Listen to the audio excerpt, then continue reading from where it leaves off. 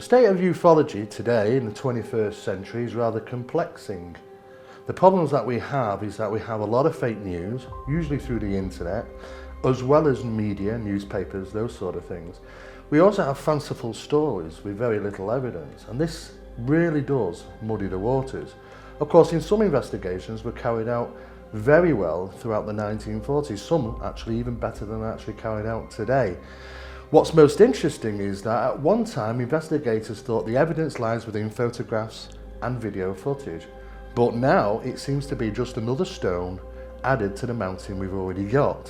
However, probably the most significant are those incidents that recorded and photographed UFOs from the 1940s onwards, long before the signs of any internet, any software, manipulation software for photographs or videos, and long before people had the idea of actually fake news and such fanciful stories.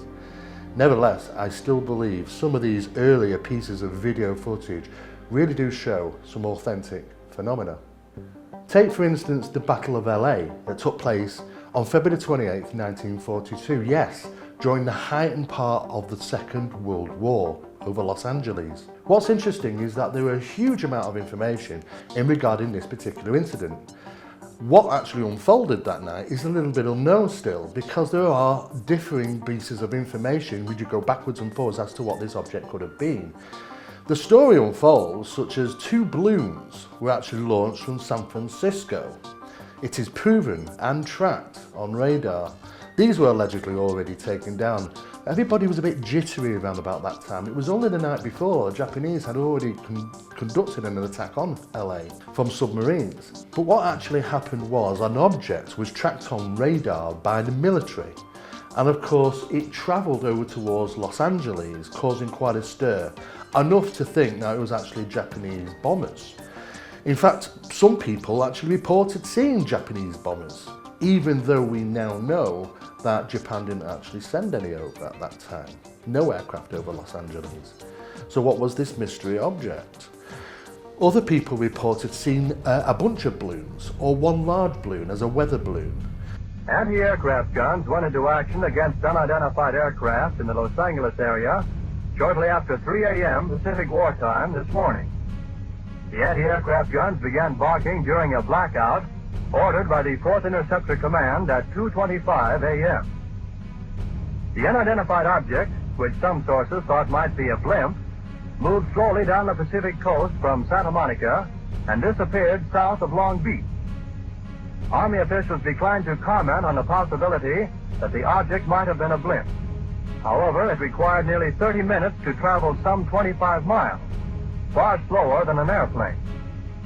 Watchers on the rooftop of the Columbia Broadcasting Building in the heart of Hollywood could plainly see the flashes of guns and searchlights sweeping the skies in a wide arc along the coastal area.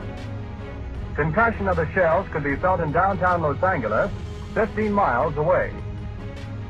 U.S. Army planes quickly took to the dark sky, but whether they contacted the object has not been announced. Army officials say they will not comment until they receive a full report of the action. There are numerous different stories out there. However, what actually unfolded was that the military bombarded a barrage of the anti-aircraft artillery on this particular object. It was flooded by searchlights for over an hour. What's fascinating is that there were some reports to suggest that they made several direct impacts on this object. Not one of them seemingly brought it down or even damaged it. It didn't even sway it from its course. It just trajected through the sky until it disappeared. We don't know what it was. There was no answer to it. Interestingly, a number of people were injured, and that was basically from the falling shrapnel, from the debris. But we don't actually know what the object was. Surely if it was a weather balloon, just one at least of these anti-aircraft projectiles would have damaged it, bringing down that balloon. But that actually wasn't the case. So you can understand there was a bit of a disagreement between the Army here, which said no way was that a weather balloon, and the military, Air Force, saying it must have been an air balloon. There's a number of photographs that have been taken of that incident. One which shows the UFO. It's a very famous photograph. Most people will recognize it. However, there are a number of other photographs taken that night as well, which didn't show anything unusual in the sky. There was only the one particular photograph that showed anything. And of course, all we were left with the following day was news stories. People reporting that the shrapnel had hit their homes, had buried itself in their pavements outside their homes, and stories like this. Of course, it was a hell of a stir. People were very upset. And in this particular case, we're left with no answers. Was it a plane? Was it a balloon? Was it something else? The mystery remains. Said to be one of the very first pieces of UFO footage ever filmed is the Montana Great Falls footage from 1950. Let's just take a look at this video. On August the 15th, 1950, in Great Falls, Montana, around about 11:25 a.m., two unusual objects were sighted and recorded. Noting that the wind was only 25 to 28 miles per hour and only reaching 37 miles per hour by 12:30 p.m, the objects were seemingly moving against the wind, which rules out the possibility of any balloons. The whole case was investigated by the United States Air Force, and they released their conclusion stating that it was the sun's reflection of two F-94 aircraft in the area. The footage was recorded by Nick Mera. He went on to describe the objects as bright and silvery, rotating while flying over the Great Falls at speed. He estimated them to be 200 to 400 miles per hour. He believed that they were roughly 50 feet wide and about 150 feet apart. This was filmed on a 16mm movie camera for about 60 seconds, and as you can see in the footage, you can clearly see these two objects in flight. What is interesting is that Nick Mera stated that he first went out and saw these objects. They were moving across the sky. Then they actually stopped, completely stopped. At that point, he rushed off to the car to grab his camera and start filming them. Just as he pressed record on the camera, these objects were moving. And unfortunately, we didn't see them in the stationary position. But he did describe that when looking at them, he reckoned that they were actually disc-shaped. Also, what's also to take into consideration is that at that time, Nick was reforming the minor league baseball team. And this couldn't have really come at a better time, to be honest with you, because Nick went on to show his video of these objects at different events and different places, tied in to publicising the minor league baseball team. So it kind of helped out for him in a way.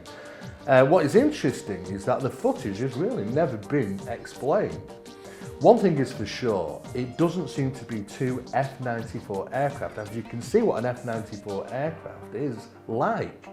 And these don't look nothing like them. What Nick actually said was that sometime later after filming these two objects, two F-94s did actually cross over in that location. Maybe in pursuit of these objects, who knows? But unfortunately, the United States Air Force concluded on Nick's video that they were reflections off the side of the F-94 fighters as they flew over. And of course, they were flying reasonably slow if that was the case. And under analysis, under enhancement, you don't see no wings, no tails. These simply are not F-94s. Nick Mera had this to say about the incident. As I looked up, I saw two silvery objects moving swiftly out of the northwest. They appeared to be moving directly south. The objects were very bright and about 10,000 feet in the air. They appeared to be of a bright, shiny metal, like polished silver. Both were the same size and were traveling at the same rate of speed, which was much slower than the jets which shot by shortly after I filmed the discs. Suddenly, they stopped. It was then I remembered the camera in the glove compartment of my car. I raced downstairs, yelling for my secretary, Miss Virginia Ronick.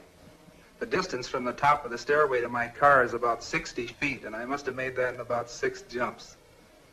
I asked my secretary if she saw anything, and she said yes, 2 silvery spheres.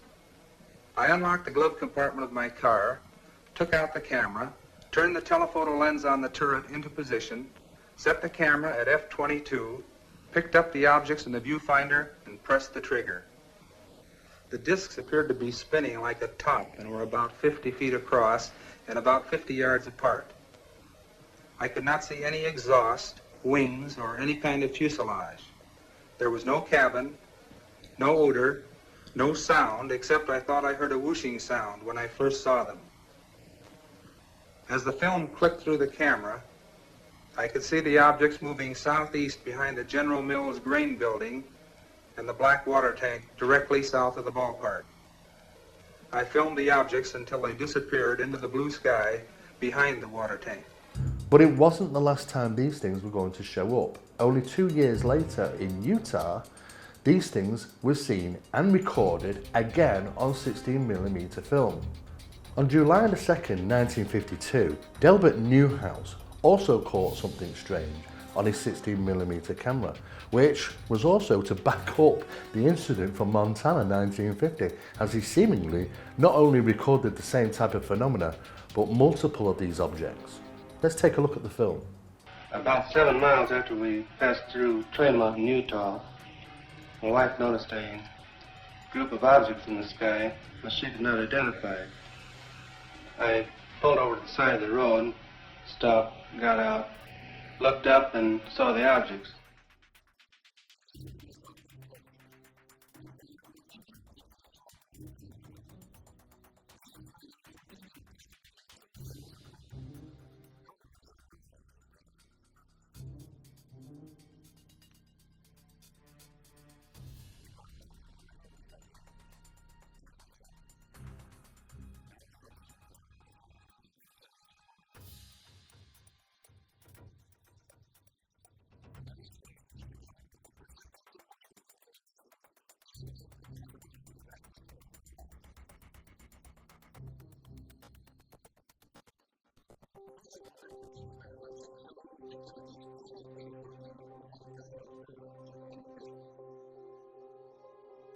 Navy warrant officer Delbert Newhouse, who filmed the formation of bright objects over the town in Utah, said that a number of people had studied his film for a number of months. And an organisation had also stated in January 93 that they had concluded what these objects represented.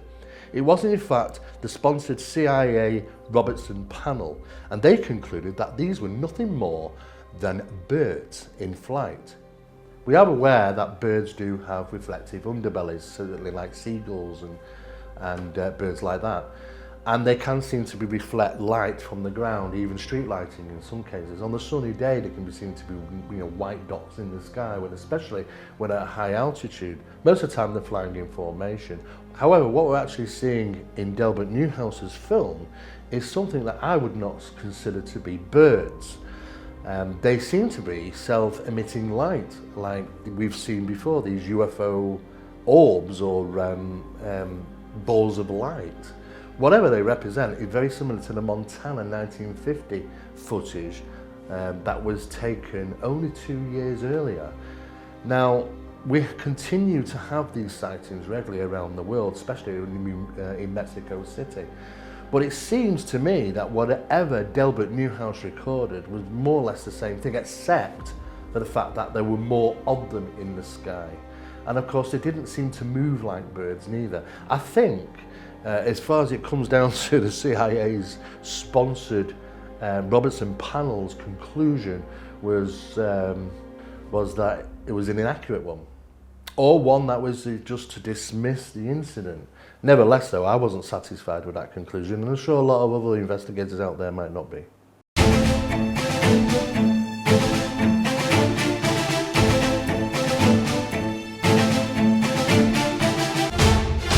There were a number of radar confirmations by the United States Air Force in regards to strange objects that travelled over the Washington Capitol that evening.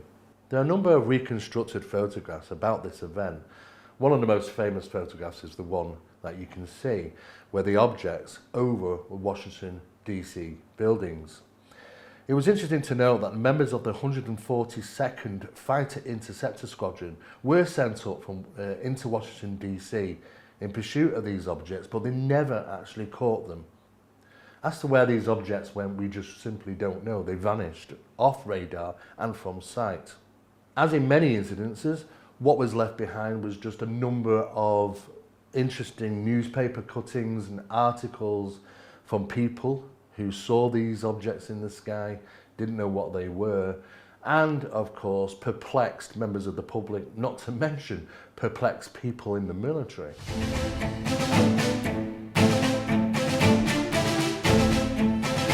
At 5:32 a.m. on April the 20th, 1964, at Holloman Air Force Base, another incident was to unfold. Two pilots in a helicopter doing reconnaissance work was in the location of Holloman Air Force Base that early morning, and they saw three objects travelling out of the western sky. They were described as three shiny discs, and they shot by. Now, what was interesting is their count was that these objects separated. Two of them moved higher up in altitude and separated and became stationary, as the third object seemingly descended towards the tarmac airstrip of Holloman Air Force Base. They apparently recorded up to 600 feet of video film of this event. Meanwhile, back at the base, they were doing their own recording. Holloman Air Force Base Tower confirmed radar confirmation of these objects and the one that was slowly descending towards the tarmac. Video recording that took place at the base was said to be up to 800 feet of film. The object was seen to slowly descend to the tarmac, and from underneath the craft, its three legs were seen to have come out and landed. Meanwhile, officers and emergency vehicles were on their way, travelling towards this vehicle at the end of the runway to find out what this thing was. When they got there, they were surprised to see that a door opened and apparently two beings come out, certainly not looking human. Story has it that these beings were shorter than the average man, were grey in complexion, wearing grey tight jumpsuits, very tight fitting, and looked peculiar, like a rope design round the heads, slightly large noses, maybe something in their ears or something longer coming from their ears. And they apparently communicated with these beings. The story takes an interesting twist when it comes to the release of a documentary on July the 31st, 1974, known as UFO It Has Begun. It also has another working title, UFO Past, Present and Future. There's a small clip of this incident that unfolded at Holloman Air Force Base, but only a few seconds. You can clearly see from the footage that we have the object descending slowly towards the tarmac with the mountains in the distance. Up further in the sky, which you cannot see on film, were another two of these objects stationary, as if on looking or looking out. The rumour has it is that this was a considerably lengthy piece of footage that was provided to the people making the documentary. Taken in consideration, this documentary was the only one that's ever been officially sanctioned by the United States Air Force. Interesting. The footage in question was said to have come from Holloman Air Force Base and was submitted to the documentary filmmakers as part of a sequence to be put into the documentary. It was supposed to show the UFO descending, landing onto the tarmac, and of course this meeting taking place, several pieces of film, maybe some photographs, and so on and so forth. One of the most interesting things is the reasoning behind why this piece of footage might be released to people making a documentary. Well, the story has it is that around about that time they were considering a full disclosure program. And there was said to be some type of project, be it called, I think it was called Project Sideshow, I believe. There are numerous different references to this. And it was said to be like a show that would go from place to place, from town to town, from city to city, and would provide information, photographs about the UFOs, about the ETs, about how long they've been here. In fact, it was a kind of full disclosure program. And I don't know if that's true or not, but what is interesting is that the story has it that this piece of footage was going to be put into this video, and was going to be part of this event. And also, in other words, people who couldn't go to see this sideshow or wanted to find out more could see the information within a video. And at the last very moment, I believe a general had decided this isn't right, we maybe shouldn't be doing this, and pulled the footage. And of course, the documentary, and of course the people that made the documentary were obviously very happy. And the United States Air Force just gave them a few seconds of the actual UFO, of that original footage, just to put in there to keep them happy. If that is the case, then we may have been on the verge of a disclosure then, back in the 1970s. There's also the question why the United States Air Force would officially sanction a UFO documentary film. That's suspicious in itself. Nevertheless, though, it's an interesting story. We don't know about the truth behind it, but one thing is for sure is that is real footage and is said to be a real UFO. And we can see that descending, and it matches up to the mountains of that location of Holloman Air Force Base, which took place in 1964. This can't be confused, of course, with the alleged incidents that took place with President Eisenhower on February 11th, 1955 at Holloman Air Force Base, where he was supposed to have an alleged alien encounter or meet up with aliens. If that is the case, then the UFO that landed at Holloman in 1964 isn't the first. There's been ones before. Or if it's just a fabricated story, it certainly would make sense, because when we listen to the audio from the official audio commentary from the Holloman Air Force Base military officers, we don't get any references such as we've seen, or here's another one, or this has happened before, or anything like that. It seems to be that they are all startled, all surprised, certainly a security issue. They're trying to find out what it is, what's going on, and it's a fascinating piece of audio that you can listen to. Edward Air Force Base has also been privy to UFO phenomena. If we look at an incident that took place in October the 7th, 1965, a squadron of UFOs was seen over the military base, which caused quite a stir. Military jets were launched, confirmation between other military establishments where there was communications taking place trying to figure out what the hell these things were, and they were seen for a considerable length of time, I believe up to almost 6 hours. Shows a strange object which seemingly looks to be changing shape. A very unusual craft which was recorded for a duration of time on high-speed camera film. Let's have a look at the video. This is the tower at Edwards. We have an object now over the field. He is right over the field. Right over Edwards, moving southward fairly rapidly. And this thing also has, I can make out red and white flashing lights. And the captain at Dep 1 has confirmed this. He can also see this. He can also see this. Does it make any sense to you what it could possibly be? No, we're in as much as dark night as you are. San Pedro is painting them, 3 targets, and they're all 3 around 9,006.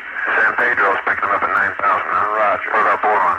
Boron, we're working with them to see if we can get them on them now.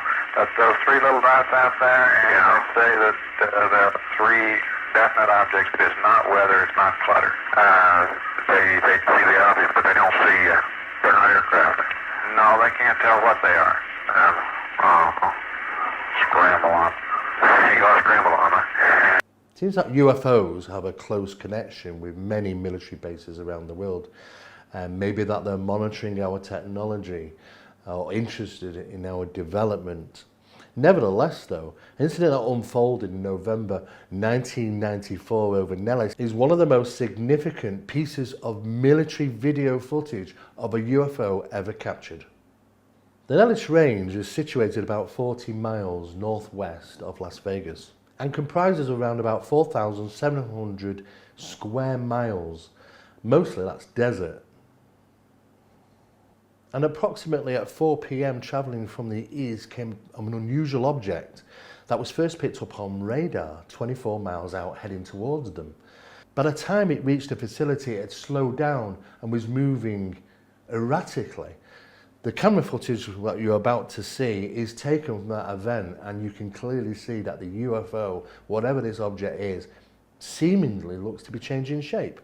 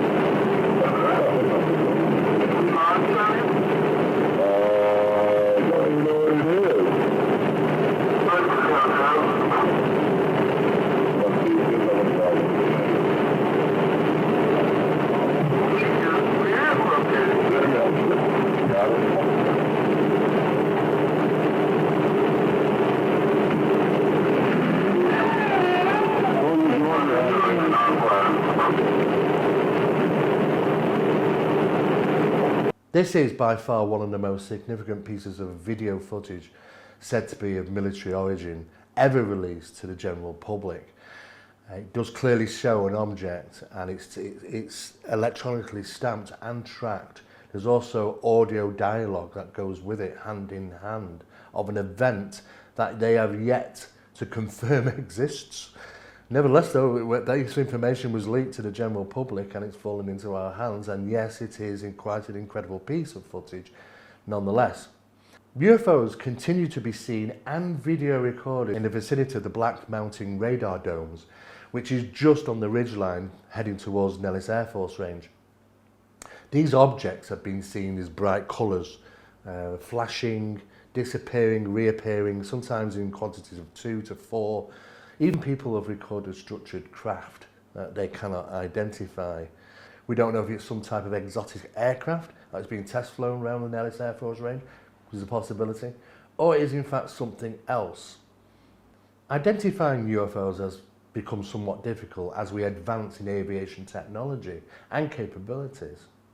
New methods of investigation and research in regards to aerial phenomena can be found in a new course known as the UITC, the UFO Investigators Training Course or Reference Guide. It's the most comprehensive study programme to date. To find out more, please see our link in our comments section. And for now, keep looking up and keep those cameras handy.